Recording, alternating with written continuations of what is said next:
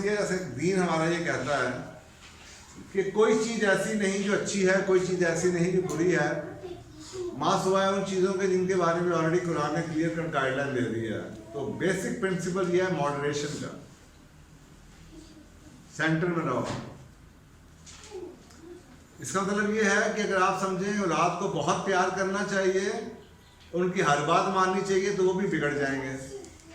तो अगर आप औलाद के लिए अवेलेबल ही नहीं है, आप उनकी कोई बात भी ना माने, उनके लिए कोई रिसोर्स भी प्रोवाइड ना करें, फिर भी उनका सत्यानाश हो जाना है। तो दोनों तक एक्सट्रीम पे आप जाएंगे तो आप अपने पेरेंटिंग के मॉडल को नहीं फॉलो कर रहे। बच्चों की मोहब्बत में अनकंडीशनली लव आपको देनी चाहिए, अनकंडीशनली टाइम अवेलेबल होना चाहिए। लेकिन ये जो हमारी नई कैपिटलिस्ट मार्केट ने मोहब्बत को मोनेटाइज कर दिया है कि शायद हर बात मानना, बच्चे की हर तरह के कपड़े खरीद देना, हर तोहफा खरीद देना, हर उसकी स्कूल में जहाँ पे जाना चाहता है उधर, ये मोहब्बत है, ये मोहब्बत नहीं है।